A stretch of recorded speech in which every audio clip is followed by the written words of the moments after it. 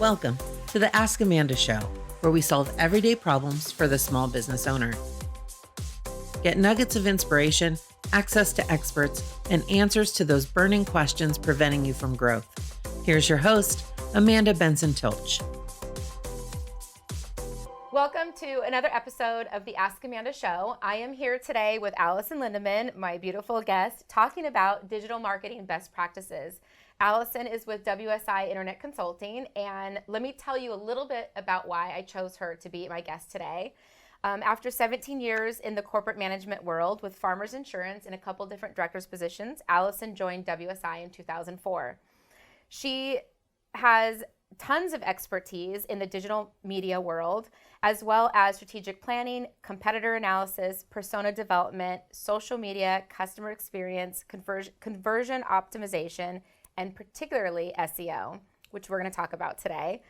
She has co-authored 2 books, just published one in October of 2019, which includes chapters from digital marketing experts worldwide. She is also the recipient of 3 Web Marketing Association Awards in 2019. She speaks regularly on digital marketing best practices and strategies, which is why I chose her to be my guest today, providing massive value for you guys. You might want to get a pen and paper out because there are going to be some things that you're going to want to write down. Trust me.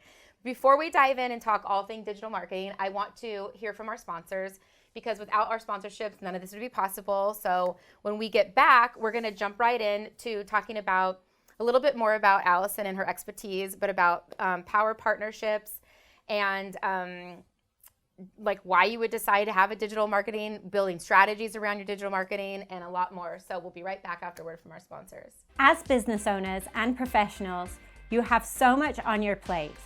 You never stop to think about your headshots, marketing video, or personal branding until you need it now. Then you're scrambling to figure out what to wear, how to match your brand, what to say, how to reach your target audience, and how to use your visuals in a way that actually makes an impact in your marketing. You quickly realize you don't have any of the answers because you're not supposed to. You're not a professional marketer, model, or TV personality. You're an executive who needs efficiency, superior quality, and a little direction. You also want to feel good when you step in front of the camera, and maybe even have a little bit of fun too. Hi, this is Brian and Lindsay Schlick with SchlickArt Photography and Video. We provide professional headshots, marketing photography, business videos, video subscriptions, and more to help you market your business with compelling visuals and a streamlined experience. We guide you through the process every step of the way so you can feel your best on camera and make the biggest impact in your marketing. Visit SchlickArt.com to see how we can help you take your brand to the next level and look good while doing it. So welcome back. So we are here today with Alison Lindemann, my guest that is the owner of WSI in Santa Clarita Valley. And I want to talk to you a little bit about how we met, because I want to share that story because I think it's pretty unique. I was working for a local magazine. Yep. You won an award, which there's plenty of those. You walked into my office. I walked in and introduced myself, and you were like, oh, a little taken aback. But then we sat for hours and talked that first day. It was the start of a great friendship and a great business relationship. Yes, I just couldn't agree more. And then I think we really bonded on a trip that we took together with a winery? Yeah, but we were with a business, a networking group. Yep. Yeah. And we went to a winery, and, wine just loosened y'all up, and we became instant friends. I feel like really where we thought, she's smarter than me. I want to be around her more. I think we both thought this great connection of what we wanted to be and become and how we can help and serve people. I'd definitely say that was the start of us being, besides friends, but discussion partners. Yeah, for sure. Like, I look to you for like a lot of things. And I do you. Well, so, thank you. Yeah, but I feel like we were great, idea bouncer offers. Yep. I just made that word up. Yeah. I don't even know what that is. But so let's talk a little bit. You brought this term to my attention, power partners. I feel like I kind of coined that word. Oh, maybe you did. And now a lot of people talk about it. I think this could be true. Like, because as I decided to leave that publishing company and start my business, you were one of the first persons I turned to talk about it with. And you instantly, in your idea mind, started thinking about how can we work together and with a graphic designer as well. And this term power partners kind of came up. Yeah. And I mean, we sat down and actually talked about all having an office together. That's how serious this was. And you now have that with the graphic designer. Yeah, with Hillary Brotwater. There's a lot of though, like what ifs. What Right. could we be bigger together? You know, could we bounce synergies off each other? But Right. even though we didn't literally office together, I mean, it was the start of what I'd call a beautiful power partnership. Yeah. Well, explain that a little bit more. Like, what's the idea around, because I think this is great. You know, we talk a lot, I talk a lot with my clients about collaborating with other businesses that you think share the same audience, and how both businesses could benefit from collaborating together. Right. And I feel like that's kind of what Power Partners is. Like, what's the idea around that for you in the digital marketing world? Yeah. And really, I think it's true for any business, is just getting some like-minded individuals who do, like you said, share an overlapping target market. It doesn't have to be absolutely perfect, but for the most part, what I'm looking for in an ideal client is pretty similar to what you're looking for. Right. Or that you work with people that fit my ideal client. Or the needs of my client are mostly what you can service. Yeah, or at least a piece of it. Right. But there's a lot of know, like, and trust involved. I think it goes both ways. It's between, let's say, you and I in our power partnership, that how we respect each other, we work together, we know each other and how we work, we value each other. But also when you're introducing a power partner to one of your clients, you're giving what is a very, very warm referral. Yeah, and so it's a lead. It's very different than a lead that might call my phone because they found me in Wherever. online directory or, you know, wherever. But when I get a referral from a power partner, of which you're one of my top sources, I mean, really, that lead is mine to lose. So that person knows about me. You're able to give testimonials. You've used me before. You can sell the benefits. So, but when they call in or somehow you've introduced us, they're already very like warm to me. Yeah. So, I mean, those are a huge part of my business, and I know a lot of other businesses could benefit from figuring out who could be their power partners. Let's talk about that for a second, because when I love that you said it's mine to lose. That warm lead is mine to lose. So that is one of the topics that I struggle with some of my clients is, you know, we've brought this up. I would just keep using this example because it actually did happen to me. You know, somebody wanted something from their business and they wanted their, what's the purpose of this marketing piece? So I want my phone to ring. So then we build everything around their phone ringing and all the systems, but when I call them, nobody's there to answer the phone.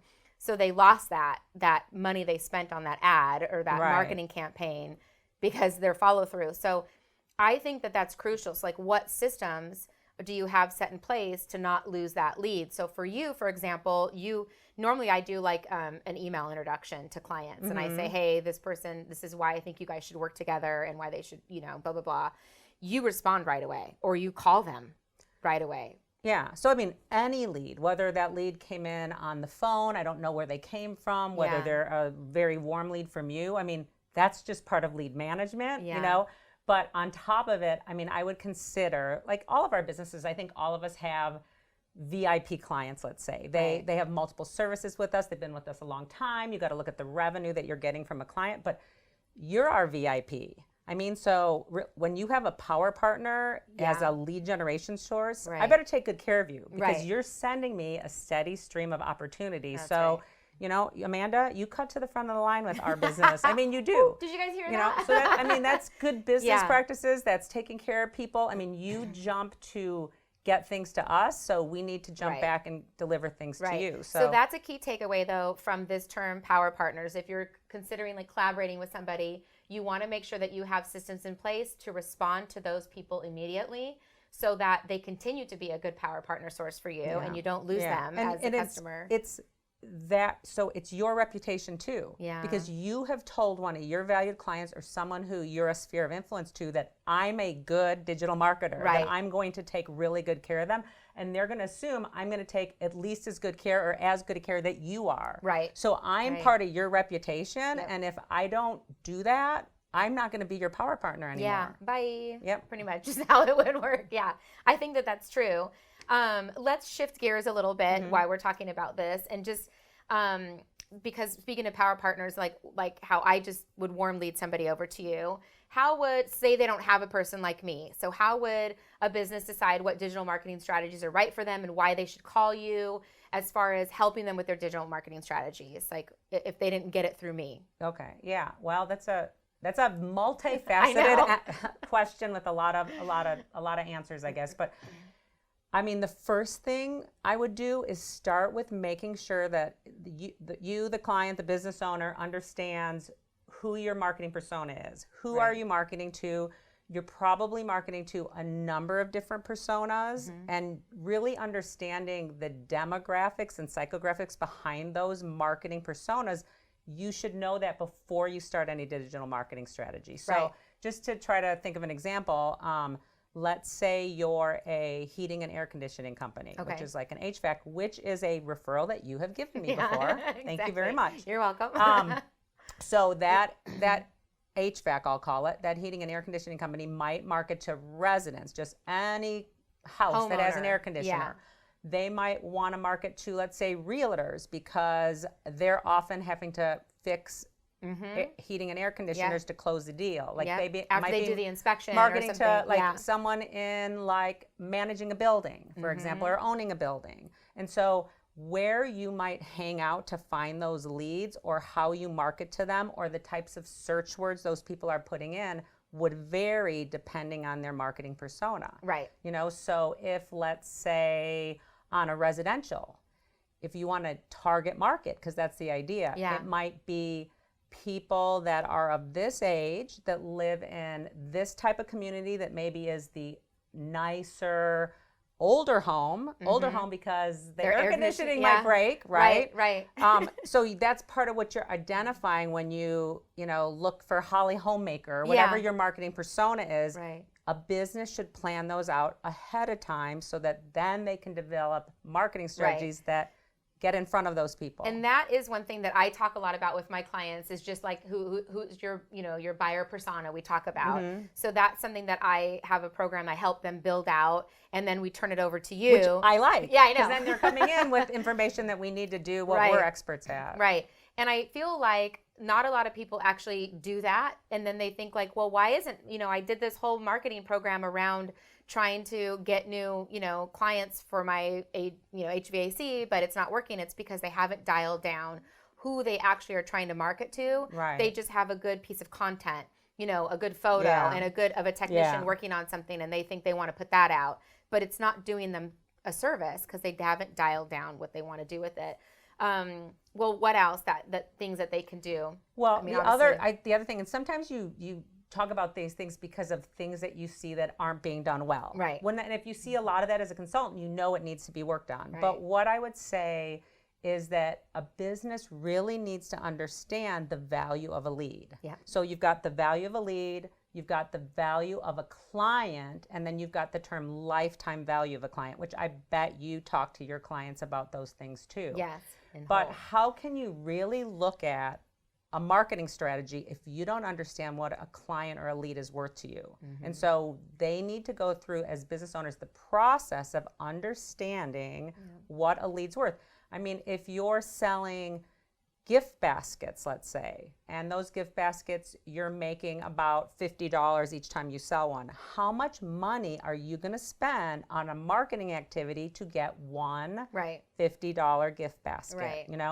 You also have to look at things like, I'll go back to the HVAC example, but the lifetime value. So it may not be about the first conversion when they say, oh, my air conditioner is not cold enough, come over and check it out. And you come, that service call probably cost that business more than they made in profit, right?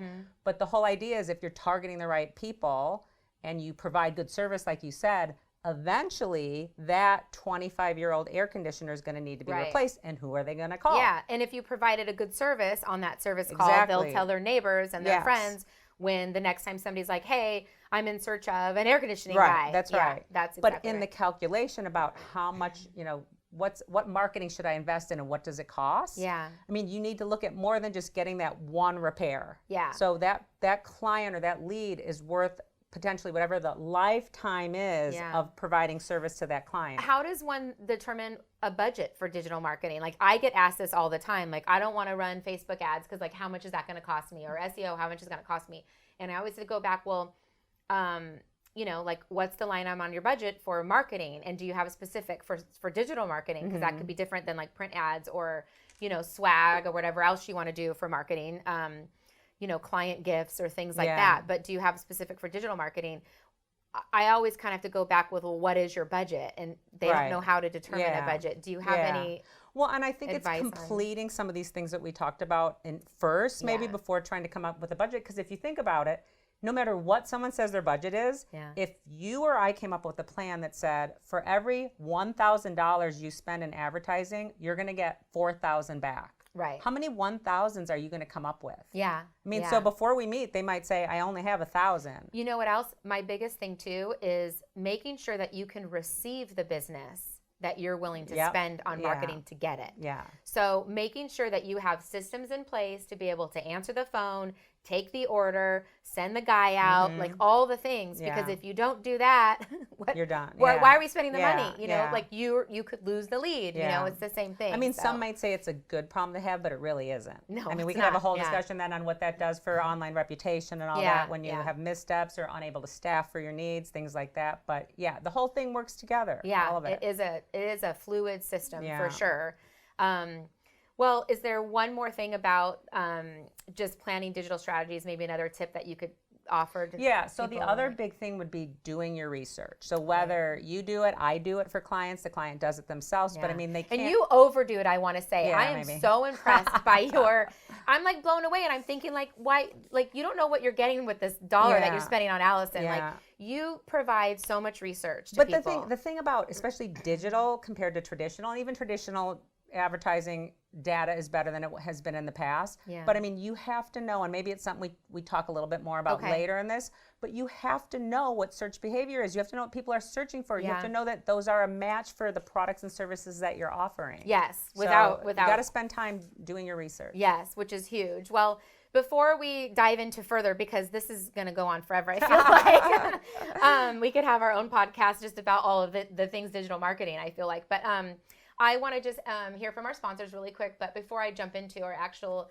sponsorships, I want to give a little shout out to a dear friend of mine, Diana Sherrick, who has just launched her catering personal chef business, if you will. So it's called Delish Culinary Design. You could find her on Instagram. I've actually just hired her to do some personal chefing for me. I have very busy days. She will make and plan dinners for you, bring them over, put them in your fridge. Your family gets home, heats it up, and it's done. So if you are interested in that, all of her information is going to be in our show notes. I'll tag her everywhere. But Delish Culinary Design, check her out.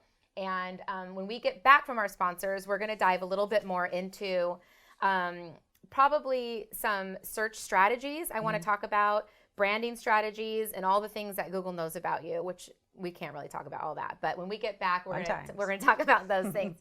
We'll be right back. If you're a business owner or entrepreneur, then you know how to hustle. You show up every day, you put in the work, and you dedicate yourself day in and day out to making that amazing dream come true. But building a brand doesn't always go as planned. Sometimes it feels like no matter how hard you try, you just can't get past a certain block, fix a specific problem, or take that next step on a daunting project. How do you get yourself from where you are to where you want to be? That's when you ask Amanda. Hi, I'm Amanda Benson-Tilch of Ask Amanda, a boutique consulting firm driven by passion and good ideas. I help solve everyday problems for the small business owner, from customer service to marketing to goal setting. I've never met a client I wasn't able to help, because if I can't solve your problem myself, I'll connect you to the person who can. Are you ready to finally break through your toughest problems? Visit askamandaconsulting.com to see how I can help. Because if you ask me, you'll get a solution.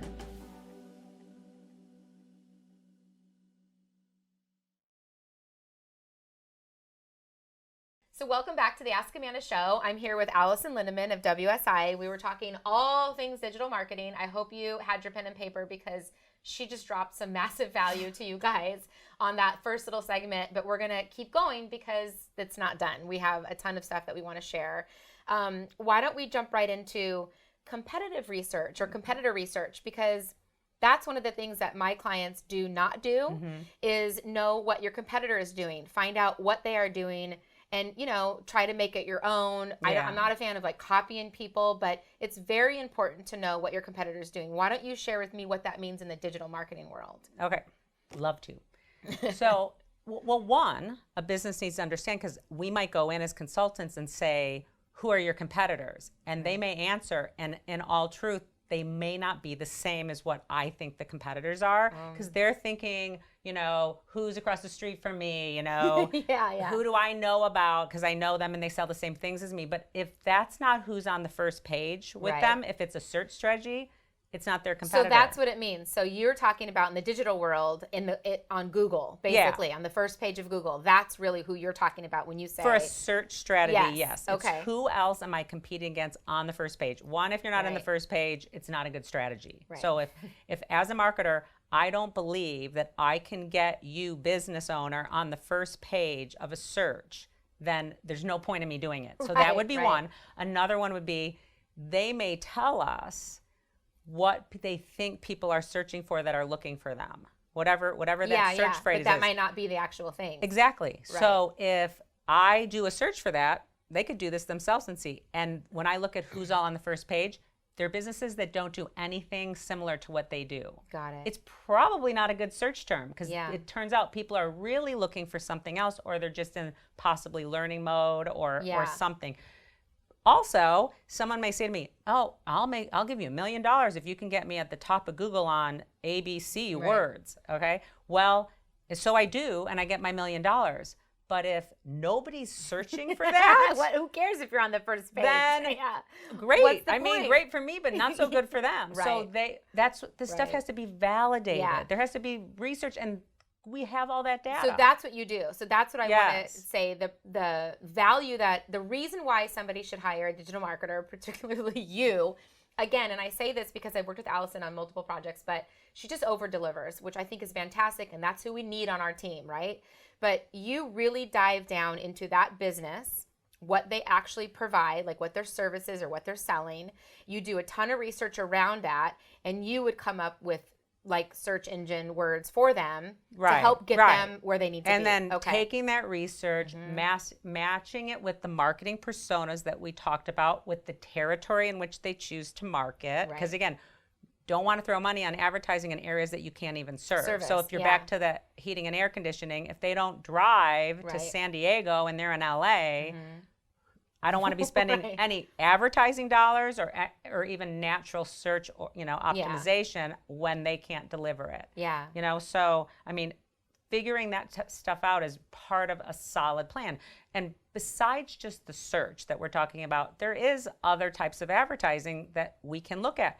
Maybe search isn't the best thing for them. Maybe their budget isn't aligned with that. But you've got really, just like traditional marketing that I know you're an expert in, there's push advertising and then there's pull advertising. So explain what those the difference of that is, because that's fascinating. Yeah. So pull advertising is more like the SEO, the search, Google AdWords, if people are familiar with advertising on Google. But these people out there are searching for you. You already know it, because they're putting in air conditioning repair Los Angeles. They're looking for someone to fix their air conditioner. They're not really wanting to. No, they could be putting in a search to buy an air conditioner too, which if you sell air conditioners, that's great. Gold. Yeah. And so you are looking for strategies to get in front of people who are already looking for your product or service, right? So then there's push advertising. So think of the I shouldn't say the old days, but before digital, it was just a commercial on TV. That TV wasn't targeted. They didn't understand the audience. You're just sitting on your couch and a bunch of commercials are getting pushed. That's where the pushed at you. They have no idea. Radio. They have no idea if you need it, or you're reading the newspaper. It doesn't mean there's no targeting at all, but there's not a lot of targeting. It might be your area. You're just hoping why I'm kicking back and I see a furniture store commercial that I decide, I'm going to go buy a couch versus searching for a couch. Yeah. So that's the difference between the push and pull ads. Yeah, but in the digital world, there's still very, very solid push advertising. I mean, social media would be one of them. Of course, there is social media advertising too, but you can target that audience. And so if I was like, I'm a tennis player, I like playing tennis, right? So I got to buy my crap to play tennis, right? So if I'm searching for tennis rackets and tennis balls or whatever, if skirts and shoes and all the cute stuff, then if I'm a company that sells tennis gear, okay, I want to get in front of me if I'm doing a search for tennis racket, okay? But if I'm just surfing the internet, if I'm on my social media, if I'm watching videos, digital knows enough about you now, scary or not scary, whatever you think about that, but it knows already that my age group, my interests, it knows that I like tennis, it knows I'm in tennis groups, push ads. It knows it's in my Facebook profile, something about tennis. It knows that I've previously searched on tennis websites. And so if you can understand all that and how to market in front of those people, that's still a form of push advertising, but it's very, very targeted to a demographic who likely has an interest. Right, which is key. And I know that you guys specialize in that. You do that for the gym that I run in Burbank. We really target the zip code, the area, anybody that's clicked on anything like fitness related or outdoor walk or a bike ride or anything, and we push ads to them.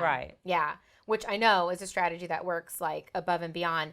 And would you say, because I want to talk a little bit about Facebook ads, like down the road here a little bit. Again, that could be like a whole nother topic for us, I feel like. But I really think the key that I want people to take away is the SEO, because I don't think enough businesses, the SEO is not just about getting to the top of the page on Google. It's really about what's in your website that would drive somebody, because even if you're a niche, you know, it's hard to get at the top of the page in that. So like, it's really just about driving people to your website. Yeah. It's kind of like what you mentioned earlier about kind of the fail when everything doesn't come together, like with customer experience. Right. But that's the same thing with think about it like your home-based properties, like all your digital properties that exist online. I mean, the website's probably the biggest one, the social media accounts, any video you have, any blog you wrote, all that. So if you spend all this time and trouble and money investing in a digital strategy, if you're not taking them to a good home base,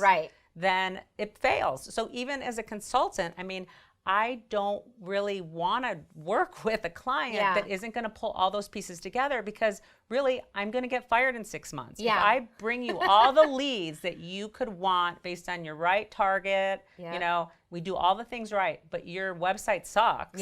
You know, it's not going to convert. So it's going to have a bad ROI. So all this stuff. So if someone's looking for their tips or what they need to do, you've got to make sure that you've got a good web presence before you do any marketing. I want to talk further about that in our next little segment about getting your house in order. And I don't mean your house where you live. I mean the house where your business is. So pause on that, because I think that's part of it. The social media, your marketing, you know, the everything from answering your phones, like getting your house in order. So let's talk about that when we come back. We're going to hear from our sponsors, but I just want to give another shout out to a special one, actually, because I think this is going to be helping with getting your house in order. So I have a great client that I worked with at the Hyatt for years. Her name is Ashley Carlson, and she is a virtual assistant.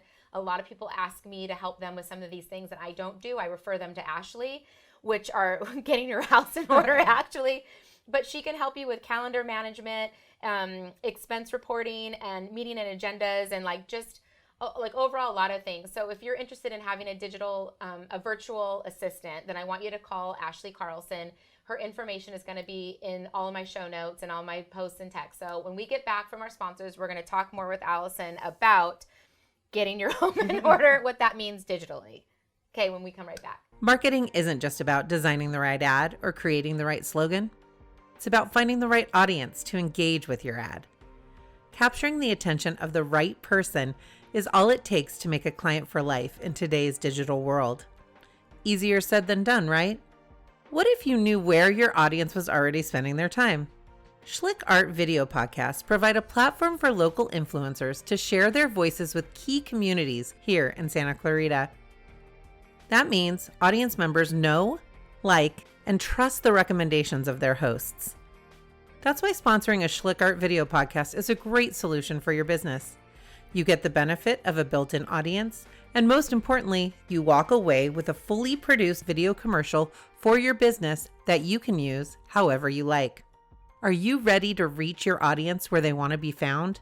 Call Lindsay at SchlickArt at 313-3907 to inquire about becoming a sponsor for your favorite SchlickArt video podcast, because it's time to join the conversation. Welcome back to the Ask Amanda Show. I'm here with my guest, Alison Lindemann of WSI. She is the expert of all things digital marketing. If you haven't guessed that by now, just go back and watch the last couple of minutes. We are going to talk a little bit about getting your house in order, but before we do that, I want to go back to something that we talked about before, because I think there's massive value in exploring that a little bit more. So we talked about the push and pull of marketing, and can you briefly talk a little bit about what are the different type of digital marketing strategies that a business has?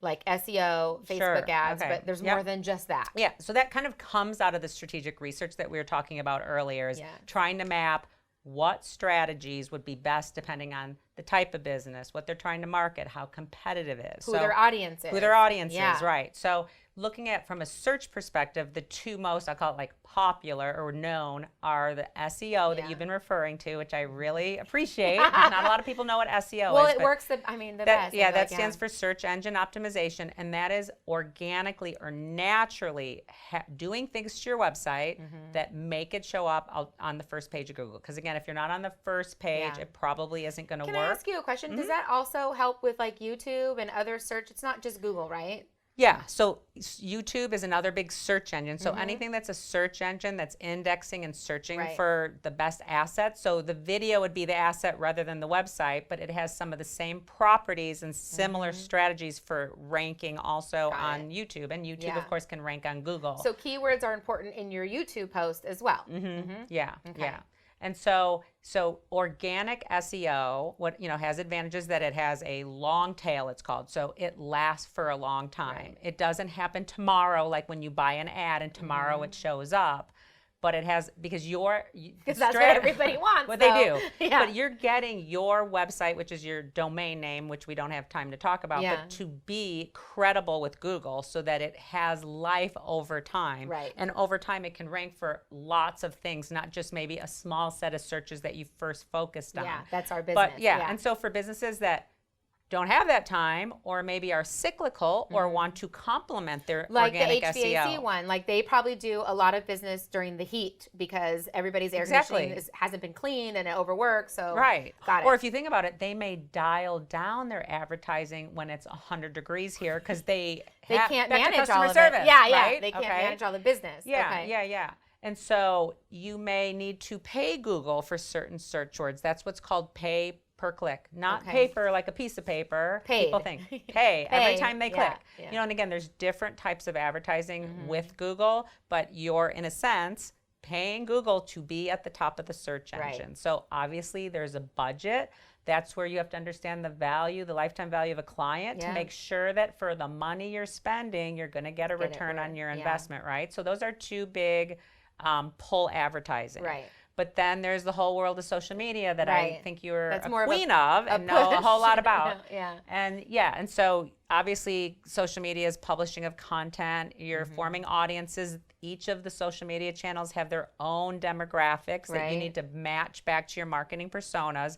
But in most social media, you also need to invest in advertising. That's obviously an optional service. But I think people misunderstand, and I know you understand this, but that I can publish on social media and a bunch of people are going to find me, and even if you have a bunch of friends, that doesn't mean that they consumed your content. That's 100% right. So understanding that, understanding where people hang out in social media that are your target market, understanding the kind of content you need to publish, and more than likely having a budget to get in front of those people.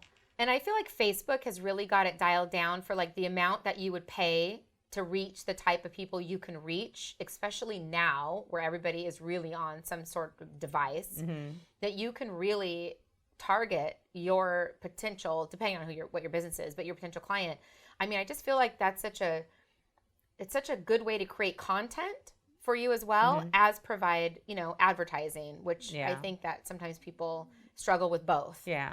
And people need to look at it too as it's a branding activity, and branding's not bad. Branding is good, and so getting more people to know you in the area in which you serve, whether they have a need today for your service or not, that's the whole idea of marketing, to put your brand in front of Top them of and what mind. you do, who you are, why them, so when they need it or their friends need that service, that you remember them. So social media is a really important part of it. So's email marketing, for example. People think that's yesterday, and yet it has one of the highest conversion rates if you have a proper list. And so that's key too, the proper list. Like, you know, getting people to subscribe to your list, like your actual customers, building out segments for your list, because some people might want you for certain things and they don't, you know, you're mass emailing them all the things when really you should just be targeting, you know, breaking them up. I mean, we could do a whole thing on email lists, which we should do one day, but like, I think it would be super helpful for people to understand really that is a great marketing tool. And it's free. There's things that, it just costs your time. A lot of people probably don't even realize how further targeted. I mean, there's geo-targeting, there's location targeting. I mean, you could be at I'm trying to think of a good example. Like the movie theaters is a good one. And an event or something, and you can geo-target. Okay, one I can think of that I did was in real estate. And this was in a major metro downtown, and it was a realtor selling a high-end condo. And so they did a geo-fence, it's called, so that when most people don't have cars in this downtown, like think of like San Francisco, even though it wasn't San Francisco, but if people were walking by, and so we had a geo fence, because it understands from your cell phone where you're located, that hey, come see our open house between 1 and 4, and you walk into that geo fence, or you walk in front of a competitor's business even. So these things, not a lot of businesses don't even know they exist. How much you could even target on location. And I recommend to my clients to try it once, because I think if you could build out and try it once and see the results of it, and if it's done well. And what I mean by that is the messaging when you're targeting that audience. If you're messaging, like, you know, for holidays, whatever, if you have a promo or like one open house, like try it once and see what happens. You will be sold on it, because it is crazy how well it works. Again, if your messaging is done well. And that's something that is sometimes hard for people if they're not, you know, they're not marketing savants or whatever. And the great thing about digital versus traditional is, it's kind of okay to make a mistake, and it's really easy to tweak, navigate, pivot, change it, stop it, you know? So you didn't send out like 10,000 mailers. And you're like, oh crap, you know? Or even a misspelled word. It may bug you for a second, but you can fix it in a second, you know? Well, let's segue over into, because I don't want to not talk about this as well. I think it's so important. And I do this a lot for my clients, which is getting your home in order. And what that means is looking at all of your brand messaging, basically everywhere, and making sure it matches. Like, when was the last time you had a headshot done? Is it you in, like, you know, 2000, and now here we are in 2020, and you don't look anything the same? How many times do we have that? And then you meet them, and you're like, who are you? And then that person's on the website, and to like, when was the last time your logo's been refreshed? Does, you know, what you were going to talk about a little bit is like, how does your website upload on your mobile device or any device? I mean, so talk to me a little bit about, like, share with everybody, what does that mean to get your home in order in our world? I mean, as far as the websites, you could pretty much think about it like just even like a laptop or even a phone. Maybe not quite a phone, but close. I mean, if you've had that site a couple years, it's done. It's yesterday. And even if you thought you liked the looks change over time, but so do screen sizes, so do the number of people who are on desktop versus mobile. Like, if you still have an iPhone 8, it's not going to upload all the apps, the latest apps. You're not going to get the full usage of them. So it's the same with your website. Like the content when you built that wasn't designed to resize to fit all these different mobile devices. And so if your site is more than a couple of years old, probably it wasn't built to be compliant with what's needed on mobile. You know, just as an example. And most likely, I have very few clients who have less people more than 50%. Sorry, I'm saying it backwards, but most of their traffic is coming from a mobile device. Even businesses that you wouldn't think would be that mobile friendly, the type of business, they're on phones. And so if your site doesn't render out right on phones, you're not successful. So but then there's the apps, and there's speed time, and again, Google now, like the size of the photos. If it takes forever to load a photo, and that's where your messaging is, to capture them, you're going to lose them. I mean, you may have to not show all the photos on the mobile version, and that can be done too. And so, if you, and again, like you said, updated content. How many times do we go to a website? First of all, you see the copyright in the footer from 5 years ago, right? And right there's a sign that that site's not being updated. So before you do anything, you really got to check out, like you said, what your home is looking like, what your social media accounts are. Do you have the right contact information on there? There's also so much in that is around compliance. Nowadays, like you have I'm scared to bring that up. I know, let's not talk about it, but but there really is, and I think that's part of it. And to a lot of people, they don't know. Listen, if you're not in the digital marketing world, or you're not in the in that frame of mind where you're following what should be updated on websites, you're not going to know. You're not going to know that you have to be ADA compliant now on your website. You're not going to know a lot of things. Privacy. So that's where I think working with a digital marketing expert like really helps like manage those things. So like when you are updating your website, they're going to tell you all that stuff has to be done, because you're not going to be like, hey, I want to update my website because I have a new service I'm offering. Well, that's great, but I also looked and saw you don't have this, and that. That's what we also mean by getting your house in order, is like all that stuff as well. The other thing too is, and this happens every single week, but is making sure that you have access to everything. Most people don't. So if you're right now looking to make a change, do you have access to your website? A website sits on a host. Do you have access to your hosting company? Right. Do you know your logins? When did you buy that domain? 20 years ago? Where is that sitting? Do you know how to get into that? Do you have the original version of your logo?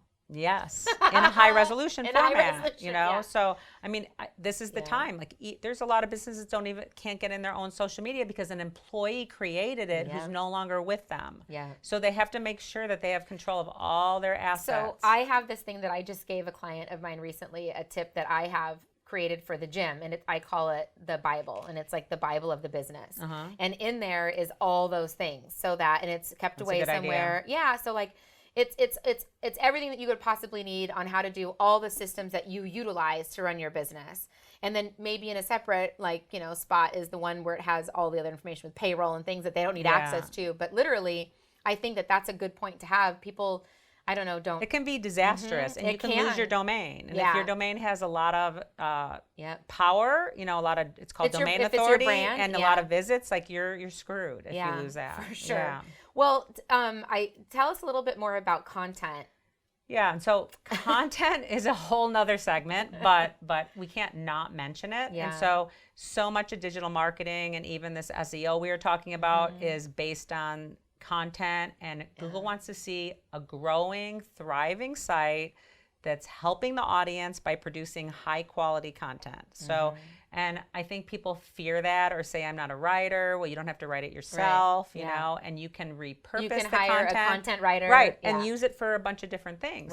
But you also have to understand about your buyer, like the buyer journey. Where are people in their buying decision that you tend to come across in your different marketing strategies? So, if you're just introducing your business to people that don't know you at all, so you'd call it like the funnel that goes to a lead, taking a bunch of people and narrowing it down to the people that you want to do business with or that want to do business with you. If you're at the top of the funnel, it's just it's a cold lead. They don't know you. Like the kind of information that they might want from you that's more general and fun and educational and interesting, you've got to think about creating that kind of content. And then as people start having a relationship with you, so let's say they're in the middle of the funnel, like they might now require different types of information, testimonials or something, or pricing or whatever it is. And then as they get to the bottom of the funnel, now you're like hardcore conversion. I mean, the middle might be more like coupons and specials and an infographic or something.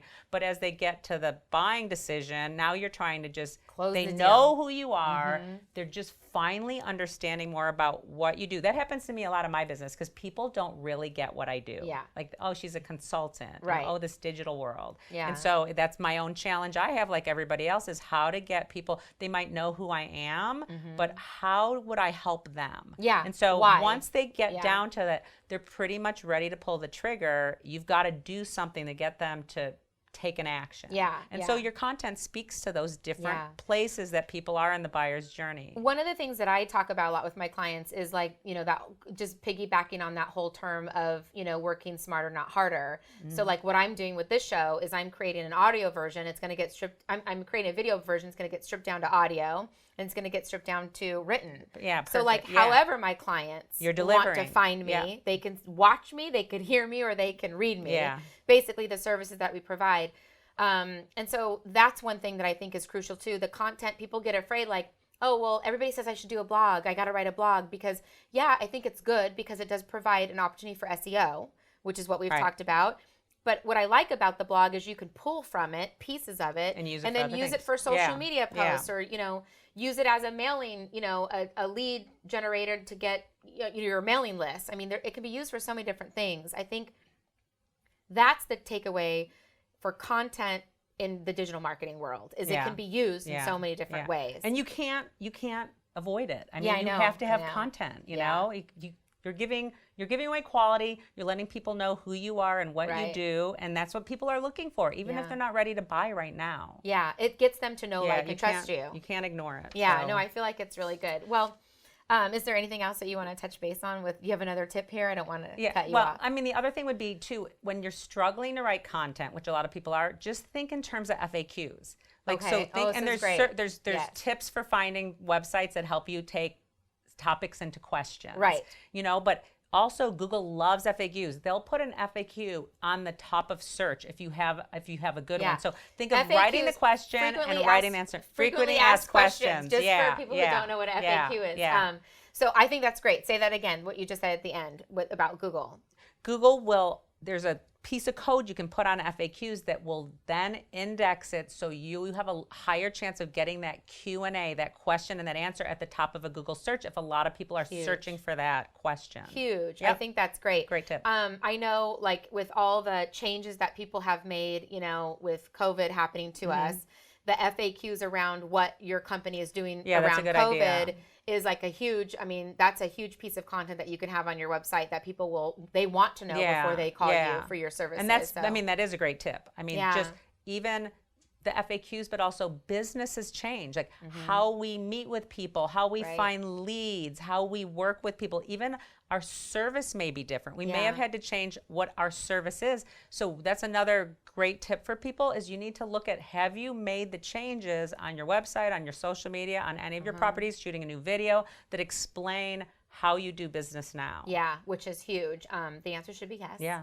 And if you haven't, you can ask Amanda because I'll help you with it. Well, this has just been so much value. I could keep going, but I know we have to pause at some point. Not only to thank our sponsors and hear from them, but because your heads are probably going to explode if we continue this. So when we come back, I'm going to give a little bit more. I want you to be able to tell people where they can connect with you and where they can find you and a little bit more about your services. And then we're going to do a fun thing called Flip the Script where, this is the Ask Amanda show. So Allison's going to get to ask Amanda a few questions and we'll have some fun with that. So we will be right back. Marketing isn't just about designing the right ad or creating the right slogan. It's about finding the right audience to engage with your ad. Capturing the attention of the right person is all it takes to make a client for life in today's digital world. Easier said than done, right? What if you knew where your audience was already spending their time? SchlickArt video podcasts provide a platform for local influencers to share their voices with key communities here in Santa Clarita. That means audience members know, like, and trust the recommendations of their hosts. That's why sponsoring a SchlickArt video podcast is a great solution for your business. You get the benefit of a built-in audience, and most importantly, you walk away with a fully produced video commercial for your business that you can use however you like. Are you ready to reach your audience where they want to be found? Call Lindsay at SchlickArt at 661-313-3907 to inquire about becoming a sponsor for your favorite SchlickArt video podcast, because it's time to join the conversation. Welcome back to the Ask Amanda show. I'm here with my guest, Alison Lindemann. I'm sure you guys are just with everything that we just talked about. You know what? I just remembered. I wanted to mention your books that you have because I reference your books often to my clients. They don't know that, actually. I don't tell them to go buy it because I'm strange like that. But I always am pulling things out of here while I talk to them. Makes me happy. But that's how good it is, Allison. So Allison and her team have written 2 books now. This is the latest one, correct? Both of them can be found on Amazon. I just want to make sure I let you guys know that. But I mean, I pull from this all the time, this whole, which we should talk about this another time, but like just marketing with social media, because social listening is such, oh my gosh. Yeah, it's a whole. So if you just want to dive in a little bit more about understanding digital marketing with some really great added value, I definitely recommend you guys jumping on Amazon and picking up these 2 books. Or if you call her, she might just sign one or something. But why don't you tell people how they can get a hold of you, where they can find you, and all things Allison? You can find me on social media, WSIE Biz, and Facebook and LinkedIn are the 2 platforms I hang out the most on. And I am also happy to give anyone that's following you a consultation. You know, that's 30 minutes. And if someone wants just I'll call it a website review or a web presence review, I'm happy to do that too. So just if they reach out to me. Where you like scan over their website and like there's software that does it from a bit of a technical standpoint, but I'll also do, you know, my own review of it and give them a few tips. Well, that's way more than I would do. So that's a great added value, you guys. So make sure that you take advantage of that.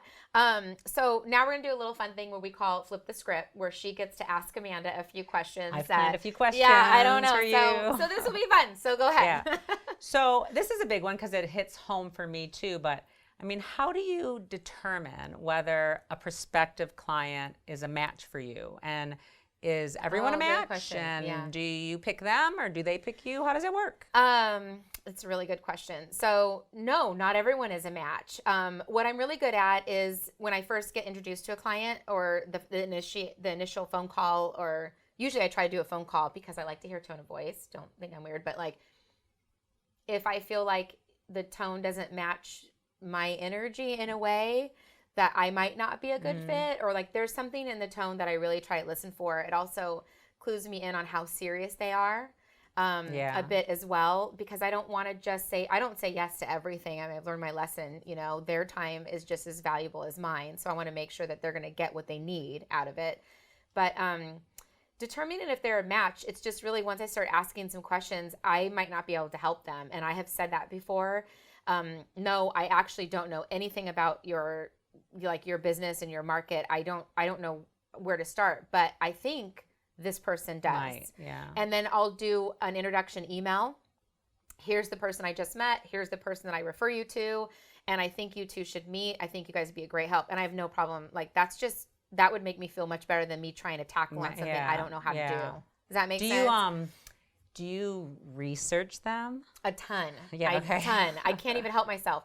But also I want to know what I'm getting into, because you know, I don't know. Like I want to make sure it's a good match. So if they're calling me and they're trying to ask me about all this stuff, but then everything I'm looking at that they are, or, you know, online anyway, about who they present themselves to be online, are not matching the things that they're asking me about.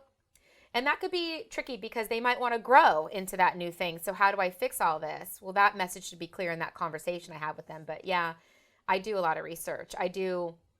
And so where do I do my research? I Google them. I looked at LinkedIn most of the times because, you know, I'm curious to know if they're on there. And then the social media channels, but mostly just like Facebook and Instagram and sometimes Twitter. I'm not a huge fan of Twitter, so I don't really, that doesn't hold a lot of clout for me. But on those other 2, I definitely look for them. And then, you know, I'm very community oriented. So I probably have heard about either them or their business in the community somewhere. And so there's been times that I have not wanted to work with a client because I already know the reputation that they have in the community is not somebody that's going to shine a good light on my services, because I know they're not going to listen to me. Well, I mean, it is a partnership. Shitty? I mean, But it's a that's partnership. true. It's a partnership. It's got to work both ways. And so not everybody's, Yeah. we're not a match for everybody, and not everybody's a match for us, and that's okay. Yeah. So. And I don't want to waste their time, and I don't want to take their money, because I know that they're not going to probably do the things that I'm going to suggest, and then it's not a good fit.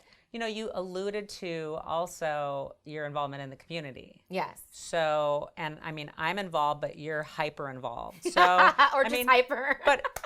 but we have the same challenges of trying to be the best consultant, the best mother, you know, the best spouse, you know, the best community-minded person. And I know you're involved in a lot of nonprofits. So, I mean, how do you decide what you're going to get involved in and how much time you're going to devote to all those different... That's a great question. I thought you were going to ask me, how do you manage it all? Because I get that question asked a lot. Well, you can answer that too. No, well, I mean, I just Give I us a just tip. I'm good at time management. No, I say no to some things and I pick and choose, but I live by my calendar in my phone. And the alerts. And so that way I don't miss meetings, and I don't, especially now with a lot of things being in the digital world, like I don't want to miss certain things. So, but I can't be everywhere and I can't do all the things. So how do I choose nonprofits that I get involved with? If you look back at my history of the nonprofits in the community that I've been involved with, they've all been something that I have a close attachment to. So I've been involved with the SCV Senior Center because my grandpa went there every day after my grandma passed away. And he really built a community of friendships around that and had a hot meal every day. So that was one thing that I just felt I wanted to give back to. My mom also volunteered there all the time, you know, when I was younger. And then as a child and family center, I was a part of them for a long time. You know, my niece had used their services way back when. I just felt like I wanted to give back to them. Same with the Boys and Girls Club. She was a member with them. Okay. So, you know, I just try to give back to things that I help have with. a passion for. Yeah, right now I'm the vice chair of the, well, anyways, right. I'm involved with the Wish Education Foundation, which both of my daughter's currently in the high school program here. So that is part of what Wish gives back to. And, you know, my son and my niece graduated from there. And then College of the Canyons. I mean, I'm an alumni, my niece is an alumni, and my son as well. So not that they're all that old, mind you, but anyways, you know, I try to get involved with things that I think I have a personal attachment to. I think the trick is for businesses, they try to get involved to get something out of it. And I know that frustrates us a lot. We talk about that, because that's not why you should give back to the community, is to what are you going to get out of it. You should literally pick a project or a nonprofit, or, you know, sit on a committee. You don't have to be on a board of everything either. Just sit on a committee and just roll your sleeves up and, you know, set up tables and take out the trash and like do whatever they need. Go in and paint the walls one day. But I think that it shouldn't be about what it's going to do for the exposure to your business. And I push that a lot. I also, at the same time, tell people when they're building out their marketing strategies for the next year that there should be a nonprofit in there somewhere, that where if you can't give your dollar amount back, you should be giving your time to. Yeah, or maybe a little bit of both. Or a little bit of both, which is what we do. I know a lot of. Yeah, I don't know. So that's kind of how that's how I pick, and then that's how I kind of time manage it all. I think about, I never sit on more than 2 committees in a year because I just don't want to underdeliver. So I highly recommend that. Please don't be the person that sits on all the committees. So that does answer some of the things I was wondering too, because it's just, how do you do it all? And even especially what we talked about, saying no to clients, but it's really hard to say no to nonprofits. I know. It's harder. This is what I do. This is how I say no to my kids. It's so rotten, but I say, like, Mom, we really wanted to get a dog. Yeah, you can have a dog. Like, what? Yeah, as soon as you move out, you can totally have that dog. Like, it's totally fine. They're like, what? So I try to say yes, but not right now. Yeah. So I commit to working with nonprofits for about 2 years, no more than that. So like, I won't sit on a committee for more than 2 years. I'll sit on the committee to kind of help them and get it going and maybe offer some changes, and then I'll do it again, but while I'm vetting somebody to take my place the next year. So I don't ever sit on more than 2 years. So it kind of has a beginning and an end a bit. Yeah, and then it's a transition, so that you can transition to what, you know, you put your spin on it, and you can transition it to somebody else and let them do their thing. But that's how I say yes, but I can't do it right now. But let's talk again in a year. Okay. And here's why, because I'm committed to this, and that. Yeah. I don't want them to just think like, oh, well, she turned us down. I want them to know because I'm committed to something else. Well, definitely, I know when you're in, you're in. Yeah, I know. Big time. There's no doubt about that. I know. We've had some fun together on some things, but. You know, my other, I think would be good for people to, you know, hear your response to this is just, you're always pretty darn upbeat. It doesn't mean you're happy 100% of the time. I mean, nobody is, but like, what are your tips and tricks for trying to stay positive? Because you're working very closely with, especially a couple businesses that are majorly impacted right now by what's going on in the world. So, I mean, give us some help and tips and how you wake up every day and stay focused and, positive. Well, so, I've been through a lot of things in my life that have been difficult. Yeah. And so I always know that if I can get through, the one major difficult thing in my life, I can get through the rest. Like, I just go back to that as like a point of me, this is not that bad. That was really bad. So, you know what I mean? Like, so, but this is what I learned through all the process. And, when it's shitty, let it be shitty. When it's hard, let it be hard. But I don't let that be for like multiple days in a row. So like I might be down about something and it might just be getting to me and I'm just over it, and I'll drink my wine and I'll bitch to my husband or I'll cry to my friends or whatever I do, but then I'm going to get over it. I'm not going to wake up the next day that way. So it's mindset. A lot of it is like my mindset. But then staying positive, it's like, a lot of it's out of our control. So I just try to figure out like, well, what can I control? And I struggle with that sometimes. No, but I definitely see that with you. Yeah. And so despite however we get kicked from things that are going on, I mean, you never stop working your action plans. Yeah. I stay focused on that. And because those are the things that I can control, like, and I might alter them and change them, but I control that. And I try to move my body, like every day, because being stale is like not good for your mindset either. And I take time to do things that are for me, which is very hard. I've got a house full of a lot of people and there's always things going on. But like this past weekend, I just got away for the weekend with a girlfriend and just had nothing but fun. So that's how I do it. I'm sure you have some similar things too, but that's what we do. But I do want to thank you so much for being on the show. I love being here. Thank you. It's so fun. Thank you for having me. Let's do more. Yay. Yeah. No, but everybody, please reach out to Alison Lindemann. Please take advantage of the web scan that she's offering. I'm going to put a lot of this in my show notes and in the contents of the video here as well, so that you'll know where to find everybody. But thank you so much to our sponsors, and thank you for joining me here on another episode of the Ask Amanda Show. We hope you've enjoyed this episode. Do you have a topic you'd love to hear about? Or is there something you want to ask Amanda? Make sure to comment below. Don't forget to like this video and subscribe to this channel so you get a notification whenever we post new videos.